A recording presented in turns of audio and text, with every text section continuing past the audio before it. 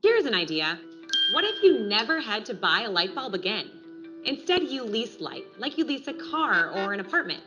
It's just one idea that's part of the circular economy.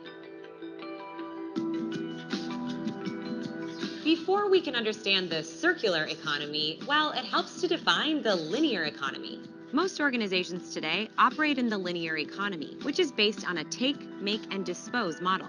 So, for example, a light bulb company takes resources, like glass or metal, to manufacture its products. The company makes the bulb and sells it to a customer like me who uses it. Once the light bulb burns out, I dispose of it. It's likely neither the company nor I will ever see that light bulb again. For a light bulb company to make money in the linear economy, it tries to buy materials for the lowest cost possible and to sell as many bulbs as possible. This model operates as if there are infinite resources, like glass or metal, in the world. But you and I know that's not the case. That's why the circular economy treats materials like they're finite.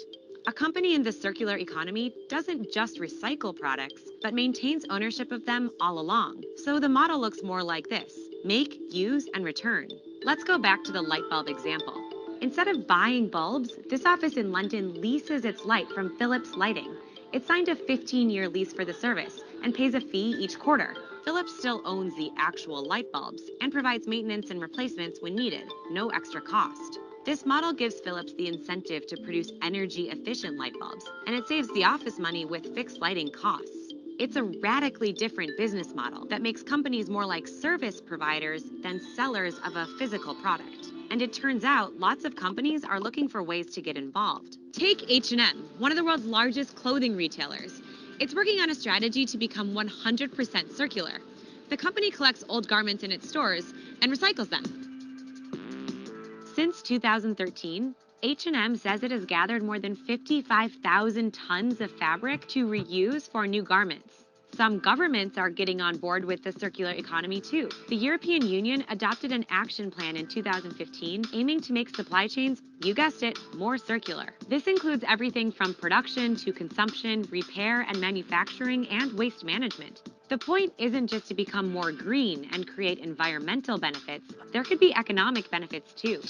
One report estimated a shift toward the circular economy in the EU could increase GDP by an additional 12 percentage points by 2050. But moving from the linear economy to the circular economy also brings costs. Companies would need to redesign their supply chains and products in order for them to be used again and again. Manufacturers might be burdened when it comes to the actual logistics of disposing and recycling. A recent report found only 22% of UK companies are trying to generate value from products that are returned for reuse, recycling, or refurbishing. It's estimated the cost of transitioning to a fully efficient reuse and recycling system across Europe could be as much as 108 billion euros, roughly $130 billion. Cost is one thing. Changing people's mindsets is another. And that's what it'll take for the circular economy to go from an idea to reality for everyone.